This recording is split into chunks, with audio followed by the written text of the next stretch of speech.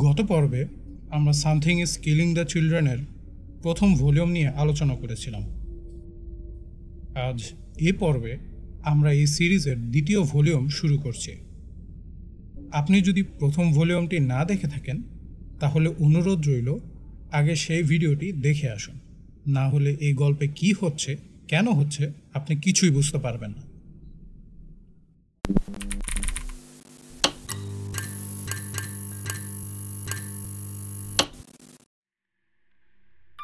আমরা দেখতে পাই টেবিলে রাখা ঘড়িতে অ্যালার্ম বেজে উঠছে। ঘড়িটিতে এখন সময় সকাল 10:07। এর পাশেই রয়েছে একটি মেয়ের নিখোঁজ বার্তার কাগজ। আমরা দেখতে পাই সেই রুমে একটা যুবক তখনও ঘুমাচ্ছে। ঘড়ির অ্যালার্মের ঘুম ভাঙতেই দেখে 10:08 বেজে গেছে। উফ বলেই অ্যালার্ম ঘড়িটা বন্ধ করতে লাগলো যুবকটি। এরপরে আমরা দেখতে পাই যুবকটি তার রুম থেকে বের হয়ে সিঁড়ি দিয়ে নামছে। তার মা তাকে তার নাম ধরে ডাকে, টমি। টমি বলে ওঠে, মম, আমার দেরি হচ্ছে। টমি দেখতে পায় তার মা একা বিষণ্ণ মনে বসে আছে আর একটার পর একটা সিগারেট ধরিয়ে যাচ্ছে। সে তার মাকে জিজ্ঞাসা করে, ওহো, তুমি ঘুমাওনি? তার মা বলেন, একটু ঘুমিয়েছি। আর তুমি? তোমাকে তো বীভৎস দেখাচ্ছে। টমও বলল, ধন্যবাদ মম। টমের মা আবারও তাকে বললেন, না সত্যি বলছি, তোমার অন্তত চোখ মুখ ধুয়ে নেওয়া উচিত, অন্তত চোখের নিচে কালো দাগ বসবে না।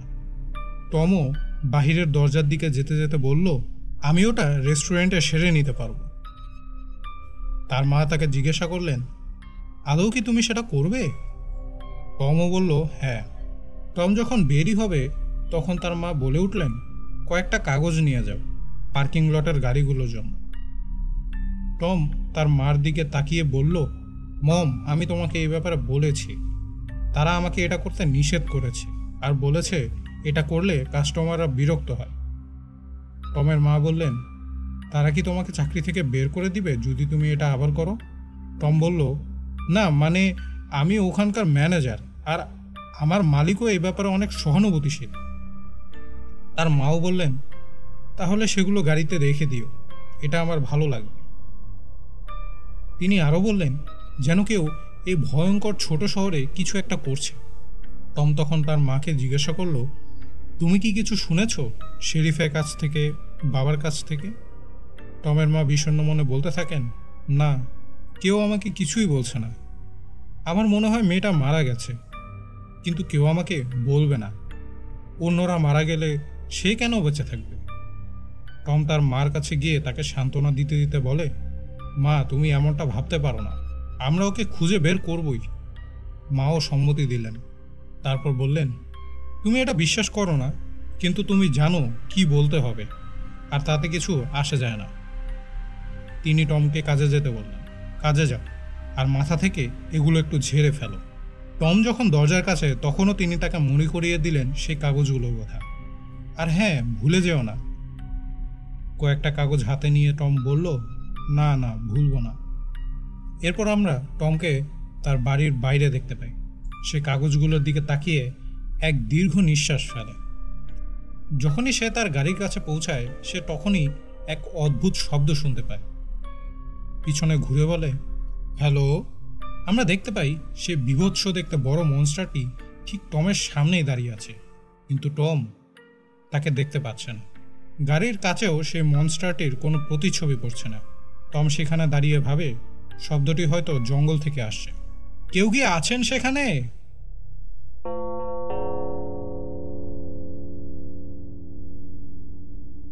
এরপর আমরা দেখতে পাই একটি গাড়ির পার্কিং লট, যেখানে সারি সারি গাড়ি পার্ক করে রাখা।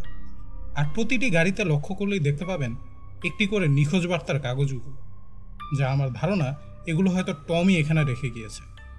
আর হয়তো মেয়েটি টমের বোন হতে পারে। তারপরও দেখি গল্পে আগে কি হয়। এর পরের দৃশ্যে আমরা দেখতে পাই জেমস আর সেই রহস্যময় নারী সেখানেই অ্যাপেল বিমস রেস্টুরেন্টের দিকে যাচ্ছে আর তাদের মধ্যে কথোপকথন চলছে। জেমস তাকে জিজ্ঞেস করলো, তো আমরা কোথা থেকে শুরু করব, আর আপনি কিভাবে এই মনস্টারগুলোকে শিকার করেন? রহস্যময় সেই নারী বলে, আমরা এটাই বোঝার চেষ্টা করব, কোথা থেকে শুরু করব। জেমসও তাকে আবার জিজ্ঞেস করলো, আর ওখানে কি এমনটা ঘটবে সত্যি? আর সে নারীও বলল, হ্যাঁ হতে পারে। বলেই তারা রেস্টুরেন্টে ঢুকলো। সেখানে সেই রেস্টুরেন্টে আমরা দেখতে পাই টমকে। আর সেই রহস্যময় নারী এসে তাকেই জিজ্ঞাসা করছে, আপনি কি ম্যানেজার? টম হয়তো কোনো কাজে ব্যস্ত ছিল। এর মাঝে সেই নারীর দিকে তাকিয়ে বলল, হ্যাঁ দুঃখিত, আমরা মাত্রই রেস্টুরেন্টটি খুললাম।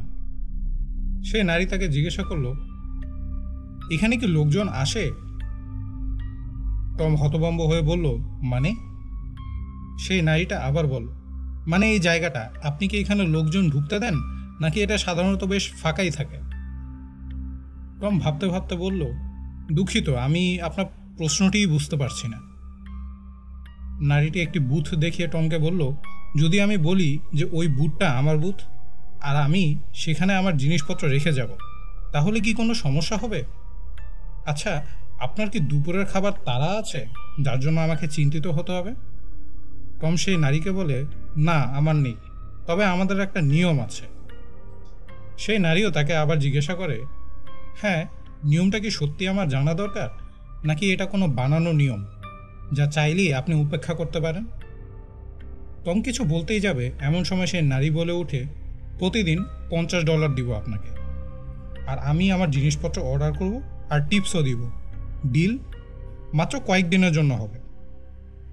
টম অবাক হয়ে বলতে থাকে, আরেকজন ম্যানেজার আছে, তিনি শুধু বৃহস্পতিবারে আসেন, আর তিনি সাথে সাথে সেই নারীটি বলে, বৃহস্পতিবার আমি এড়িয়ে চলব। ডিল? নারীটি ব্যাগ থেকে $50 বের করে টমের হাতে দেয়, আর টমও ডলারটি হাতে নিয়ে খুশি হয়ে বলে, ওকে ডিল। এরপর জেমস আর সেই নারী রেস্টুরেন্টের এক জায়গায় বসতে থাকে। জেমস সেই নারীটিকে বলে, $50? এটা অনেক। নারীটি তাকে আস্তে করে বলল, এমন কথা এত উচ্চস্বরে বলতে হয় না। আর হ্যাঁ, তুমি এটা নিয়ে কিন্তু কোনো কথা বলবে না, তুমি এটাকে গোপন রাখবে। জেমস তাকে জিজ্ঞাসা করে, আপনি তো রহস্যময় থাকতেই পছন্দ করেন। সেই নারী বলে, হ্যাঁ, আর টেবিলের একপাশে এক অদ্ভুত দেখতে অক্টোপাসের একটি পুতুল রেখে দেয়। জেমস কৌতূহল জাগিয়ে তাকে জিজ্ঞাসা করে, এই অক্টোপাস কেন? সেই নারী বলে, অক্টোপাস নিয়ে কোনো প্রশ্ন করবে না। জেমস তাকে জিজ্ঞাসা করে, আমার তাহলে কি বিষয়ে জিজ্ঞাসা করার অনুমতি আছে? নারীটি বলল, আমি জানি না, খুব বেশিও না। নারীটি তার ব্যাগ থেকে একটা কাগজের বান্ডিল বের করল। তখন জেমস তাকে আবার জিজ্ঞাসা করে, আপনি এইসব কোথা থেকে পেলেন? নারীটি বলল, আমি কিনকো থেকে এগুলো প্রিন্ট করেছি। কাগজের উপরে থাকা ছবি দেখে জেমস চুপচাপ হয়ে গেল। নারীটি তাকে জিজ্ঞাসা করলো, এটা তোমার বন্ধু তাই না? হ্যাঁ, ওদের মধ্যে একজন। আমি দুঃখিত। জেমস তাকে জিজ্ঞাসা করলো, আমরা আসলে এখানে কেন? নারীটি তখন তাকে বলল, কারণ এই ধরনের জায়গাগুলো কয়েক বছরের মধ্যেই বন্ধ হয়ে যাবে, এবং বেশিরভাগ ক্ষেত্রে সেখানে আর কেউ যাবে না। আর্চার্স পিকের ম্যাপ খুলে জেমসকে দেখায় সেই নারী। হঠাৎ সেই রেস্টুরেন্টের একজন এসে তাদের স্বাগতম জানায়। স্বাগতম আপনাদের অ্যাপেল বিনসে, আপনি কি আমাদের নতুন মেনুটিকে ট্রাই করবেন? সেই নারীটি উত্তরে বলে, না, আমি একটা পানীয় আর একটা কফি নেব। জেমসও পাশ থেকে বলে ওঠে, আমি একটা কফি পেতে পারি? সে নারীও বলে, ওকে। আর সেই মেয়েটিকে বলে, আপনি তো অর্ডারগুলো পেয়েছেন তাই না? মেয়েটিও বলল, হ্যাঁ, আমি এক্ষুনি রেডি করে আনছি। এরপর সেই নারী ম্যাপের দিকে তাকিয়ে জেমসকে বলে, তাহলে শুরু করি। জেমস তাকে আবারও প্রশ্ন করে, আপনি কি এর আগেও এগুলো করেছেন? আপনাকে দেখে মনে হচ্ছে আপনি এর আগেও এগুলো করেছেন। এরপর আমরা সেই রহস্যময় নারীর কিছু পুরনো দুর্দান্ত অ্যাকশন দেখি, আর সেগুলো সেই নারীর চোখে ভাসছে। এরপর সেই নারী জেমসকে বলল, হ্যাঁ, আমি এর আগেও এগুলো করেছি। এখন আমাকে দেখাও এই ম্যাপে তোমার বাসা কোথায়। রেস্টুরেন্টে সে মেয়েটি টমের কাছে যেয়ে বলতে থাকে, তুমি কি জানো ওই ছেলেটাকে? মানে? আরে ওই নারীর সাথে যে ছেলেটা বসে আছে। টম তাকে জিজ্ঞাসা করে, আমি কি করে জানবো ওই ছেলে কে? সে মেয়েটি বলল, ওই সেই ছেলে যে বেঁচে গিয়েছিল যখন ওই 3জন শিশুর মৃতদেহ খুঁজে পাওয়া যায়। এটা সেই ছেলে। কিন্তু সে পুলিশকে কিছুই জানায়। টম তাকে জিজ্ঞাসা করে, ও, আর ওটা কি তার বড় বোন? মেয়েটি বলেন, না, আমার মনে হয় না, কারণ এর আগে আমি এই নারীকে কখনো এদিকে দেখিনি। টম জেমস আর সেই নারীর দিকে তাকিয়ে বলে, এটা তো অদ্ভুত ব্যাপার। মেয়েটি আবার বলল, তুমি জানো ওই ছেলে সন্দেহভাজন ছিল, আর জানো ওই ছেলের এখন স্কুলে থাকার কথা, কিন্তু ও এইখানে। টম বলল, আমি দেখছি ব্যাপারটা। নারীটি জেমসকে ম্যাপ দেখিয়ে বলে, আমরা এখানে তোমার বাড়ি পেয়েছি, আর ঠিক পিছনটাই 3টি শিশুকে মৃত পাওয়া যায়, মানে তোমার বন্ধুদের। আর পাইকের জঙ্গলও আরও 2টি শিশুকে পাওয়া যায়, আর ক্যাম্পগ্রাউন্ডে 2টি। নিকলেট নৌকার ধারে ভেসে থাকা আরও একটি দেহ পাওয়া গিয়েছে। আরেকজনকে পাওয়া যায় উডওয়াইন্ডস হাইকিং ট্রেলে। এই নিয়ে 9 জন, এটাই রিপোর্ট করা হয়েছে। যাই হোক, এখন 14 জন নিখোঁজ, আর যেখান থেকে তারা হারিয়েছে সেটাই আমাদের বের করতে হবে, আর এটাই সবচেয়ে কঠিন কাজ। আচ্ছা বলো, সোফি মাহনি কোথায় থাকে? জেমস বলল, আমি তো জানি না, কোথায় খুঁজবো? টম এসে বলে, আমি বলতে পারবো কোথায়। নাইটি তার দিকে তাকিয়ে বলে, সত্যি? টম ম্যাপে দেখিয়ে বলে, এই যে, আমরা এইখানেই থাকি। নাইটি তাকে জিজ্ঞেস করে, আপনি কি তার পরিচিত কেউ? টম বলল, সোফি, হ্যাঁ, আমি তার বড় ভাই। আচ্ছা, আপনারা 2 জন এখানে কি করছেন? জেমস তখন বলে, উনি এখানে এসেছেন। Shut up James. টম সেই নারীকে জিজ্ঞাসা করে, আপনি কি কিছু জানেন তার সাথে কি ঘটেছে, বা সে এখন কোথায় আছে? নাইটি বলে, সে নিশ্চয়ই নিখোঁজদের তালিকায়, তাই না? টম বলল, হ্যাঁ। নাইটি বলল, আমি জানি না আপনার বোন কোথায় আছে টমি। টম তখন রাগান্বিত স্বরে বলল, আপনি আমার নাম জানলেন কি করে? নাইটি বলল, আপনার নেম ট্যাগে। টম তখন বলল, আপনি কে, আর আপনি এই ছেলের সাথে কেন কথা বলছেন? নারী জেমসের দিকে তাকিয়ে বলল, জেমস, আমার ব্যাগটা নিয়ে বাইরে যাও। এই বলেই ব্যাগটা ছুঁড়ে জেমসের কাছে দেয়। জেমসও সাই দিয়ে ব্যাগটা ধরতে যায়, কিন্তু তখনই ঘটে এক অঘটন। ব্যাগ থেকে সেই ধারালো অস্ত্র বের হয়ে টেবিলের উপর পড়ে, আর টম অবাক হয়ে ওটার দিকে তাকিয়ে থাকে আর বলে, আপনি আসলে কি করছেন? আর এটা? সে নারীর আগে চিৎকার করলো আর টমকে টেবিলের উপর ফেলে বলল, আমাকে ছোঁয়ার চেষ্টাও করবেন না, আমি খারাপ লোক নই। জানি আপনি অনেক কষ্ট পাচ্ছেন, কিন্তু টম চেঁচিয়ে বলতে লাগলো, আপনি কিছুই জানেন না, কিছুই জানেন না। সে নারী জেমসকে ডাকলো। জেমসও বলল, হ্যাঁ হ্যাঁ, আমি আমি যাচ্ছি। নারীটি টমের হাত তুলে থামিয়ে বলল, এখন আপনাকে ছাড়ছি, ভয় পাবেন না, আমি আপনাকে আঘাত করব না, আমি কোনো ঝামেলাও করব না, শুধু এই দরজা দিয়ে বেরিয়ে যাব, আর আমাকে কোনোদিন দেখতেও পাবেন না, আর ডলারটা রেখে দিন। তবে টম ঘৃণা ভরা চোখে ডলারটা ছুঁড়ে দিল, এই নেন আপনার $50, আর এখান থেকে চলে যান। দরজার কাছে থাকা মেয়েটি জেমসকে বলল, কি ব্যাপার, তুমি কি কোনো কাল্টে যুক্ত আছো যে ওদের মাথা কেটে অদ্ভুত সব কাজ করছো? জেমস ভয়ার্ত কণ্ঠে বিড়বিড় করে বলল, কি, আমি তো এগুলো করিনি। নাইটি তাকে আঁকড়ে ধরা কণ্ঠে বলল, ওকে উপেক্ষা করো জেমস। এদিকে টমি ফোন করে বলছে, হ্যালো, আমি টমি মাহনি বলছি, শেরিফকে চাই। হ্যাঁ, আমি সোফির ভাই, সন্দেহজনক রিপোর্ট করতে চাই। সেখান থেকে বের হয়ে জেমস একটু দ্বিধা নিয়ে জিজ্ঞেস করল, তো এবার মনস্টার শিকারের পরের ধাপটা কি? সে নারী তাকে জবাব দিল, পরের ধাপ হলো তুমি বাড়ি যাচ্ছ। জেমসের মুখ হঠাৎ নিস্তব্ধ হয়ে গেল। ও, জেমস কষ্ট ভরা স্বরে বলল, যেতেই হবে? হ্যাঁ। আচ্ছা, আমি কিন্তু এখনও আপনাকে সাহায্য করতে চাই। সে নারী তাকে নরম গলায় বলল, হ্যাঁ, সাহায্য করবে অবশ্যই, কিন্তু এই অংশটা আমাকে একাই সামলাতে হবে। এমন সময় ফোন বেজে উঠল। সে বিরক্তিতে মাথা উঁচু করে শ্বাস ছাড়ল, বলল, ধ্যাত। ফোনে ফিস ফিস করে উত্তর দিল, হ্যাঁ আমি জানি, নিয়মটা আমার জানা আছে। তারপর আবার রাগ ঝেড়ে বলল, সবসময় এমন হয় না, আর আমি এখন ফোন রাখছি। জেমস কৌতূহলী জিজ্ঞেস করল, আপনি এতক্ষণ কার সাথে কথা বলছেন? এক বজ্জাতের সাথে, বলে ফোনটা বন্ধ করে সেই নারী। এরপর সেই নারী নিচু হয়ে জেমসের চোখে চোখ রেখে বলে, কেউ যদি তোমার সাথে কথা বলতে আসে তবে সত্যি বলবে, মিথ্যে বানাতে হবে না। জেমস বলল, এতে তো তারা আমাদের পাগল ভাববে। সে নারীও বলল, হ্যাঁ মোটামুটি তাই, ভাবলে ভাবুক। এরপর আমরা দেখতে পাই সন্ধ্যা ঘনিয়ে এসেছে, আর সেই রহস্যময় নারী একটা মোটেলের দিকে এগিয়ে যাচ্ছে। মোটেলের ভিতরে রিসেপশন ডেস্কে বসে থাকা লোকটি তাকে দেখেই বলে, তোমার একটা কল এসেছিল। নারীটি জিজ্ঞেস করলো, কি?